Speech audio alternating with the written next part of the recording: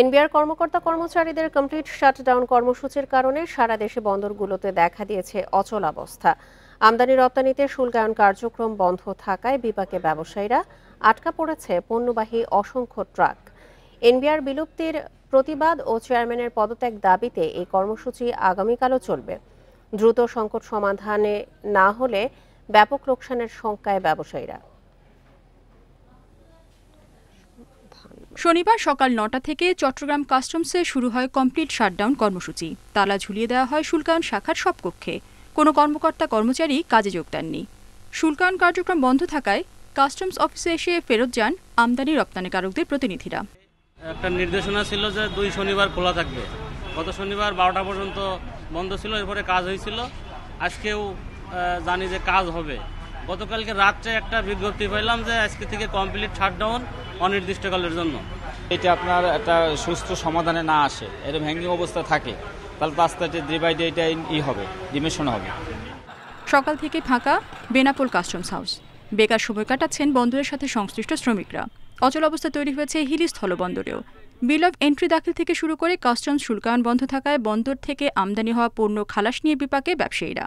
এই শাটডাউনের কারণে এই কাঁচামালগুলা এই তীব্র তাপদাহে সবটাই ক্ষতিগ্রস্ত হয়ে যাবে। এতে ব্যবসায়ীদের চরম ক্ষতি হবে এবং এই ক্ষতির কারণে শুধু এই বাংলাদেশে এই কাঁচামালের যে দ্রব্যগুলা এগুলোর দামও বৃদ্ধি পাবে। শুল্ক আদায়ের সব ধরনের কার্যক্রম বন্ধ সোনা মসজিদ স্থলবন্দরেও। কর্মসূচির কারণে ভারতের মহদীপুর স্থলবন্দরে পণ্যবাহী ট্রাকের জট তৈরি হয়েছে জানান ব্যবসায়ীরা। রেশমি নন্দী, ইন্ডিপেন্ডেন্ট নিউজ। এ নিয়ে আরো জানাতে চট্টগ্রাম ও হিলি থেকে যোগ দিচ্ছেন আমাদের সহকর্মীরা। শুরুতেই যাচ্ছে চট্টগ্রামে, সেখান থেকে যোগ দিচ্ছেন সহকর্মী অনুপম শীল। অনুপম, এনবিআর এর কর্মকর্তাদের কমপ্লিট শাটডাউনে তো স্থলবন্দরগুলোতে অচল অবস্থার সৃষ্টি হয়েছে। এই মুহূর্তে কি অবস্থা দেখতে পাচ্ছেন আপনি সেখানে? আমরা এখন চট্টগ্রাম কাস্টম হাউসে আছি এবং একটি অপরিচিত দৃশ্যের সাথে আসলে আপনাদেরকে পরিচিত করতে চাই। যদিও আজকে শনিবার, তারপরেও কিন্তু এই চট্টগ্রাম দেশের সবচেয়ে বড় কাস্টমস হাউস, যেটি এখানে আমদানি রপ্তানিকারকদের প্রতিনিধির উপস্থিতিতে দিনের এই সময়টা আমরা দেখেছি যে শনিবারও কিন্তু বেশ সরগরম থাকে, কিন্তু আজকে এখানে একেবারে পিনপতম নিস্তব্ধতা, খুব একটা আসলে কারোকেই দেখা যাচ্ছে না। অর্থাৎ এখানে সিএনএফ এজেন্টস বা অন্যান্য তাদের কর্মচারীরা বা শিপিং এজেন্টসের অর্থাৎ যেই দৌড়ঝাঁপ অন্যান্য দিনগুলোতে থাকে তার কোনোটি আমরা লক্ষ্য করছি না। এই মুহূর্তে এই আমরা যে কাস্টম হাউসটিতে দাঁড়িয়ে আছি, এখানে প্রতিদিন অন্তত 10 থেকে 12,000 কোটি টাকার শুল্ক আদায় হয়, কিন্তু আমরা দেখছি যে গত 1 মাস ধরে যে বিভিন্নভাবে বিশেষ করে প্রথমে দিনের কয়েক ঘন্টা, আবার সেটি পরিবর্তন করে আমরা দেখছি যে এখন একেবারে কমপ্লিট শাটডাউনের দিকে যাওয়া হয়েছে। স্বভাবতই এই রাজস্ব আদায় এবং পাশাপাশি যে আমদানি রপ্তানি পণ্যগুলো আছে সেই পণ্যগুলো যথাসময়ে জাহাজীকরণ এবং খালাসের ক্ষেত্রে এক ধরনের অচলাবস্থা তৈরি হয়েছে। চট্টগ্রাম বন্দর সাধারণ ব্যবসায়ী যারা আছেন তাদের দুর্ভোগ নিয়ে একটু জানাবেন, তাদের কি ধরনের সমস্যা হচ্ছে এর জন্য? কন্টেইনার তারা কিন্তু ইতোমধ্যে বন্দরে আছে, যদিও এটি তাদের যে ধারণ ক্ষমতা তার বেশ কাছাকাছি চলে গেছে, বা বন্দরের ধারণ ক্ষমতা 53,000 একক বলা হয়ে থাকে, যদিও এর মধ্যে 20% বিভিন্ন যন্ত্রপাতি চলাচলের জন্য রাখতে হয়। সেই হিসেব করলে কিন্তু তারা ধারণ ক্ষমতার খুব কাছাকাছি চলে গিয়েছে।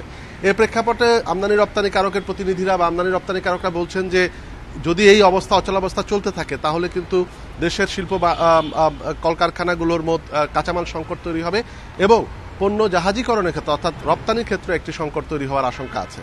সবকিছু মিলিয়ে তারা আহ্বান করেছেন যে এই বিষয়টি সামগ্রিকভাবে সকল পক্ষ বসে যাতে দ্রুত সমাধান করা যায় সেই বিষয়টি তারা আহ্বান করেছেন। এবং সে প্রেক্ষাপটে আমরা দেখছি যে এখনও যদিও এটি ঢাকায় নানামুখী আলোচনা চলছে, কিন্তু চট্টগ্রামে কিন্তু এই বিষয়গুলো নিয়ে খুব একটা আলোচনা নেই। তবে ব্যবসায়ীদের মধ্যে উদ্বেগ আছে, বিভিন্ন ব্যবসায়ী সংগঠন কিন্তু ইতিমধ্যে তাদের উদ্বেগ প্রকাশ করেছে। অনুপম, আপনি আমাদের সঙ্গেই থাকুন। এবার আমরা যাচ্ছি হিলিতে, সেখান থেকে জানাবেন আমাদের সহকর্মী সাজ্জাদ হোসেন। সাজ্জাদ, একই বিষয় একটু আপনার কাছে জানতে চাই। স্থলবন্দরে একেবারেই অচল অবস্থা তৈরি হয়েছে, এই ক্ষেত্রে ব্যবসায়ীরা কি ধরনের সংকটের মুখে পড়ছে জানাবেন। জি জি, আপনি জানেন যে কেন্দ্রীয় কর্মসূচি হিসাবে যে কমপ্লিট শাটডাউন, তারই অংশ হিসাবে আমরা দেখছি যে হিলি স্থলবন্দরে সকাল থেকে যে পণ্য খালাস সেটি কিন্তু বন্ধ রয়েছে। পাশাপাশি কিন্তু যে বিল অফ এন্ট্রি যে নেটিং সেটিও কিন্তু আমরা বন্ধ দেখতে পাচ্ছি। অর্থাৎ কাস্টম কর্মকর্তারা অফিস করলেও কিন্তু তারা কোনো কাজ করছেন না। তো আমি এই বিষয়টি কিন্তু আমদানিকারকদের সঙ্গে কথা বলেছিলাম, তো তারা বলছেন যে আসলে এই কাস্টমসের যে কমপ্লিট শাটডাউন এর কারণে কিন্তু তারা আমদানিকৃত পণ্য কিন্তু ছাড় করতে পারছেন না। অর্থাৎ ভারত থেকে পণ্যবাহী গাড়ি কিন্তু দেশে প্রবেশ করলেও সেটি কিন্তু দেখা যাচ্ছে যে পানামা যে ওয়্যার হাউস রয়েছে সেখানে কিন্তু তারা নামিয়ে রাখছেন। নামার পরে যে আসলে তারা খালাস করে নিয়ে যাবেন সেটি তারা পারছেন না। এই না পারার কারণে কিন্তু দেখা যাচ্ছে যে পণ্যর যে দাম সেটা কিন্তু কিছুটা বৃদ্ধি পাচ্ছে। একদিকে তারাও কিন্তু আর্থিকভাবে ক্ষতিগ্রস্ত হচ্ছেন। একজন আমদানিকারক বলছেন যে দুদিন আগেই তিনি কিন্তু জিরার গাড়ি ঢুকিয়েছেন, সেটা কিন্তু তিনি খালাস করতে পারছেন না, যার কারণে কিন্তু তাকে কিন্তু বেশ কিন্তু আর্থিক কিন্তু ক্ষতি গুনতে হয়েছে। তো আমি এই বিষয়ে কিন্তু কাস্টম কর্মকর্তাদের সঙ্গে কথা বলেছিলাম যে কেন্দ্রীয় যে কর্মসূচি কমপ্লিট শাটডাউন, যে আসলে এটি কোনো প্রত্যাহারের কোনো সম্ভাবনা আছে কিনা। তো তারা বলছেন যে আসলে কেন্দ্রীয় যে কর্মসূচি সেটাই তারা পালন করছেন। আজকে সন্ধ্যার দিকে যদি নতুন কোনো কর্মসূচি বা সেটা যদি প্রত্যাহার যদি হয়ে যায় সেক্ষেত্রে তারা কিন্তু কাজ করবেন।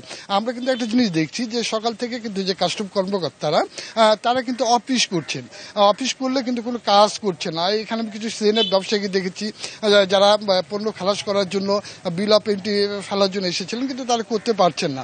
হয়তো তাদেরকে সন্ধ্যা পর্যন্ত অপেক্ষা করতে হবে যে কেন্দ্রীয়ভাবে কি কর্মসূচি যদি আসে।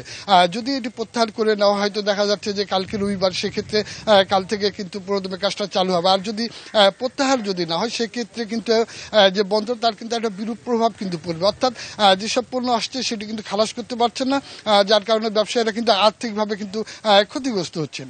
তো এই ছিল হিলি থেকে সর্বশেষ অবস্থা। চট্টগ্রাম এবং হিলি স্থলবন্দর থেকে জানাচ্ছিলেন আমাদের সহকর্মীরা।